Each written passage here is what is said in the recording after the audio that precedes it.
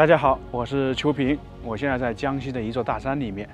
大家看到我身后这些房子很破旧，很多人以为呢我来到无人村，但是呢这里在很早以前呢，几十年前算是一个工厂。我们现在买东西啊，基本大家都是用手机去支付。那么在之前呢，没有手机支付这么方便，那每天都要用到钱，那么经常去银行取或者存在银行。其实钱呢，真正说从哪里出来的，是从印钞厂出来的。我们今天来的这个地方呢，就是一个印钞厂，叫做712。这边相当于就是办公住宿的。然后左手边呢，刚才看到一排排房屋呢，以前呢就是印钞的厂房。等一下呢，我们看看能不能进去。当然现在不是了，后来迁移走了，现在也算是变成了一个旅游区。经常会有很多人游玩。这个地方呢，在几十年前也算是一个三线工厂。那一代人呢，打起背包，远离城市，跋山涉水，来到比较偏远的山区里面建设。一般我们都知道，三线工厂主要是在湖北、青海、甘肃、四川这些地方，江西也有很多啊，基本上是在山里面。1970年7月12日，当时的决定在江西莲花县的棋盘山新建一个三线印钞厂及712厂。选择这样的地方呢，一般的话都比较偏僻。这个地方从空中看呢，环境也是非常不错的，相当于是两山夹一个峡谷。有一条公路呢，一直沿着这个山谷行驶。最高峰的时候，这里也有上千人在这里工作。1971年8月份，这里呢厂房开始动工，经过2年的建设，一个占地350多亩、规模现代化的印钞厂全部建成。厂房呢有5栋，将近3万平方米，它是在一个山脚下面，刚好厂房跟住宅生活区是在对面嘛。当时印钞厂职工所需要的办公大楼有4栋，招待所有1栋。大礼堂有1栋，职工宿舍和家属楼总共有25栋，医院1栋，子弟学校1栋，技校2栋，还有车队、篮球场、邮政、供销社、发电站、加油站等等啊。所以说这个地方当时是非常热闹的。这个印钞厂差不多运行了10年的时候，1983年10月，整体迁移到南昌重建。89年12月份全部搬迁完毕，再后来呢就变成了南昌印钞厂，但是很多老职工啊仍然亲切叫712。从空中看，这个地方呢环境非常好，特别是下面这条道路啊弯弯曲曲的，很有意思。我们说这个地方是一个三线工厂，那么所有的配套设施都有，医院、篮球场、邮政都有。现在我们首先看到呢，就是这个是一座医院，因为这里总共职工加上家属的话有上千人。那么在山区里面，你如果说有感冒或者有病啊，出去不方便，那自然而然就在这个地方。不过呢，现在可以看到玻璃呢全部破碎了。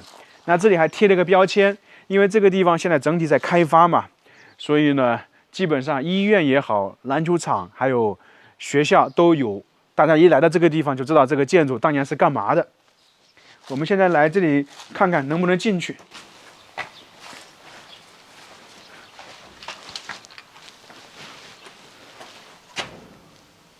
这些医院呢，跟我们现在看到的那些整体差不多，这里是进不去的，因为里面挡住了。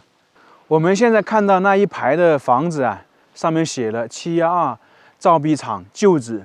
也就是说，那时候那边是厂房，可以看到2层的内部空间，我们是不知道啊，因为现在这里呢是一个人承包。我在网上看资料说，之前有人养猪，现在呢不知道是养什么，但整体的话可以看得非常清楚。现在可以看到那些窗户啊全部拆了，不知道是什么原因啊。我看了一下那个房间呢，有几十个，上下2层的，还挺长的。在前方还能看到一下厂房，但是由于关闭了，我们进不去。它这个厂房是沿着这个河流，建造的。在这个山的拐弯处，这里也是一栋楼房，看起来有点像那种家属楼，或者是说干部居住的，因为这里是独栋的。然后大家现在明显的可以看得到，上面呢被那种藤条啊，像那一像爬山虎一样的布满了，里面呢也是破败不堪。这里我们就不上去了，因为杂草丛生，被杂草覆盖了。这个应该就是车库了。这个厂分为2部分，一个是生产区，一个生活区。生产区就是在我们正前方河流的对面，那生活区呢就是在左边。从这里进去就能看到住宅、篮球场、学校，还有邮政等等。那这里当年相当于是一个大门，因为它这个地方啊比较重要，所以呢都是围起来的。那这里以前肯定是有守卫人员、安全人员。还有一点，这里的环境很好，整个这个生活区啊，遍布是这种梧桐树。由于现在呢，刚好是在冬季春来，这个梧桐树这些叶子还没长起来。如果长起来，在夏天的话，特别漂亮。像这些楼房都是单身宿舍。三线工厂大家都要了解一点，有家属的跟单身宿舍是不在一个地方的，区分开来的。然后上来走一走，每个房间可能是住几个人，然后洗漱呢就是在外面，因为里面那个时候是没有洗手间的，洗刷的、洗衣服的都是在外面的。不过呢，感觉这里现在破败不堪，因为从89年全部迁走的话，现在这里已经30多年了，荒废了。看看顶部这些，全部掉落下来了。它这些房屋我看了一下，它上下隔层啊不是水泥的，是木板的，所以说才容易腐烂。因为一开始还以为是水泥的，没想到啊，不是我们想的那个样子。这一栋跟刚才那栋都是单身职工宿舍，但是这里呢相对来说比较完好一点，里面呢还没有脱落。刚才看到那一栋，不知道是因为什么原因，基本脱落完了。这里有一点点，但是整体呢还是保存完好。所以大家来这个地方啊，尽量不要去2楼。这个地方就是邮政，这么多人在这里生活，他也有亲朋好友，那么信件呢就是从你进出。还有一点呢，现在我们说存取钱或者说用支付比较方便，在以前呢是汇票要邮寄到家里呢。就像我记得我很早之前，我家里我舅舅出去打工啊，然后钱是要寄回老家的，然后我们去乡里的那个邮政去取单。现在来里面看看邮政。那么当时这里可能就很多人在这里，特别是周末啊或者其他时期。那么取的话或者寄的话，就是在这个窗口。那邮政的工作人员呢，可能就是在里面。我们一般说寄东西，就在这里写。现在的人基本上写信或者寄明信片呢很少。那当年呢，这里都是一些足迹啊，一些回忆。也就是说，70年代到80年代在这里上班的人，这个地方他们一定是有印象的。